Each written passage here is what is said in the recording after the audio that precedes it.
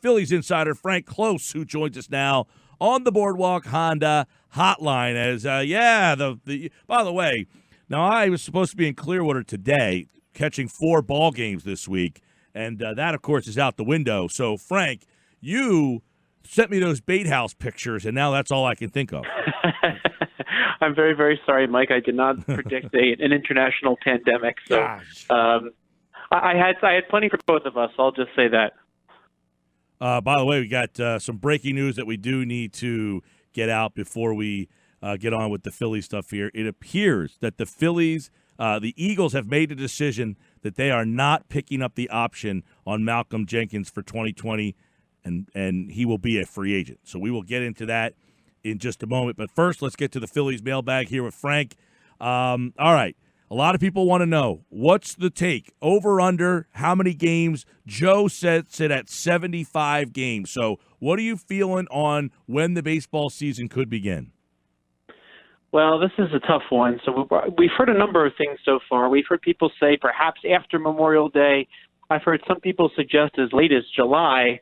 A lot of this is going to depend on when we're actually cleared to gather with other people again, right? I mean, we keep hearing different requirements every day. We heard no more than 50 at one time. We've heard the president suggest no more than 10.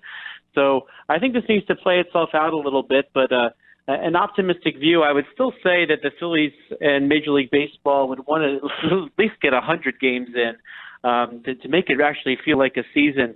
One thing that we saw in the 1994 strike was that they sort of just picked up the schedule where they left off. Whether or not they can do that depends on how many they miss. And I think it'd be really interesting to see what happens in terms of a schedule. I'll tell you this, when I missed out on some other things coming up, the AC Brewfest among them, I thought, okay, well, what can I try to do when things get better? And I booked a trip to Atlanta to see Truist Field. I haven't been there yet, and the Phillies are supposed to be there the third week of June. But even I have my doubts at this point. So I don't think they would go less than around 100 games. They rely on the revenue, and they also rely on that competition. So how can you put together a schedule where they play enough teams without at least 100 games? They may have to be creative to do it, but I really can't see them going fewer than 100. But that being said, you have all sorts of things that have been affected by this. One would be, I guess, like Andrew McCutchen. Obviously that helps him out, right? I mean, getting him back potentially. But what I want to know is, are teams able to make moves during this time? I mean, during spring training, a lot of times, Frank, you'll see teams make tinkers, add minor guys, make minor trades, sign free agents who might still not have signed. Or is that able to still happen? That's kind of up in the air, too. Now, Thursday is, I believe, a deadline for them to make some decisions on some of their veteran non-roster free agents that they signed to release them or keep them. I believe Neil Walker is one of them, and Josh Harrison and Logan Forsythe, those types that had these opt-outs. So it'd be very interesting to see if either side can just basically agree to push some of these things back. I think it's certainly complicated. The Phillies did make an international signing, as you did write about the other day, Mike. They signed an international free agent out of Venezuela who could be an impact player for the Phillies down the line. So that seems to be continuing as usual. But it seems like so far that teams are sort of all kind of in concert, kind of not really doing much, just as they kind of see what's going on. So maybe, for all I know, there could be some sort of agreement to relax for a minute until they kind of have an idea of what's happening. And there really seems to be no rush to make any moves. I think that's something which is something we can consider, because they know they're not going to be on the field anytime soon. So they and honestly too, they haven't really settled a lot of their own teams. So if you're going to make some moves, is it even clear at this point that you have a clear need? And so that's going to play into a lot of this. And meanwhile, McCutchen and we knew Aaron Nola was going to potentially miss opening day. So those guys have more time, but it's kind of hard to see what teams really, really need at the same time. Frank, what about Sir Anthony Dominguez? We saw that you wrote about him about 2 weeks ago that he was There was an arm problem there, a little setback. But what do we know about him now? Well, that's our next question, and the answer I can give is really nothing. Unfortunately, because everything has been halted, there really isn't the open line of communication that there once was, where a report could go up to somebody, whether it be Joe Girardi afterwards or Matt Klentak, and ask a question. Right now, that communication is just not happening. But the last we heard from Sir Anthony, which was the day of the last game on Thursday, was he was highly discouraged. And Matt Gelb, the Athletic at the time, said that the Phillies are bracing for potential Tommy John surgery if that's what it takes. And I don't blame the Phillies for trying to go another route first because as we know, you get that surgery, it kind of knocks you out for a whole calendar year. So if you were very, very deep in last season when you realized that you had this type of problem, it kind of made sense to try it this spring if he was going to otherwise miss the 2020 season anyway. And if indeed it is Tommy John surgery, he would miss the 2020 season. So it sounds like they consider that to be at least a possibility. He was supposed to get an MRI last we heard, but we have not heard any updates just yet. And again, that just could be because the communication isn't there. So he might have had the MRI by now. He might be on his way to whatever outcome it is, but we just don't know anything at the moment. Frank, we touched on this on the new episode of the Powder Blue podcast that will be airing today from 6 to 7.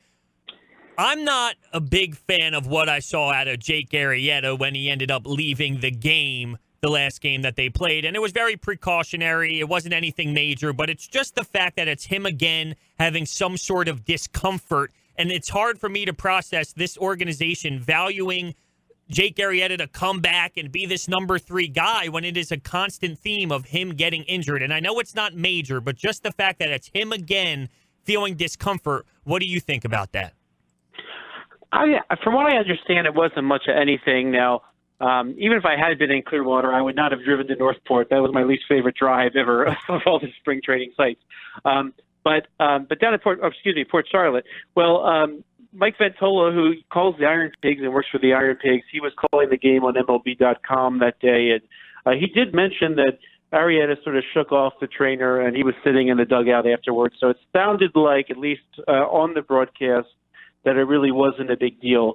And now, one reason why we probably didn't dwell on that topic is because almost, really, during the game, we learned it was going to be the last game this spring. So I think attention quickly went elsewhere when they realized that it really was not a big deal with Arrieta. So I'm not particularly worried about Arrieta at this point. There was no indication that there was anything to worry about. But you are correct. He is one of the older pitchers, and he is that age, like where we saw the likes of Cliff Lee and Roy Halladay sort of begin to break down in terms of their pitching career. So he is at that point, and I do believe that if he is not able to pitch, that is a real concern for the Phillies because, they don't really have that much depth in that position. And who knows, if this season starts so late, maybe Spencer Howard will pitch more of the season than he doesn't, depending on what happens. It's kind of like you read my mind. That's an interesting point. Yeah, you literally read my mind. I was going to go down that track. If this shortened season does happen, like we assume that it's definitely going to, what does that do for Alec Boehm or Spencer Howard? Do you think that hurts them, or do you think that's more of them getting thrown into the fire? Like, hey, listen, just go out there and see what happens. Or, how do you think the shortened season relates to them getting time? That's a really tough question to answer because we really don't know at this point how they're going to handle the service time issue. Normally, if a player sat out until around May 1st, they were good to go for the entire year in terms of it not counting as a full year towards free agent eligibility. So they're going to have to come up with some rules here.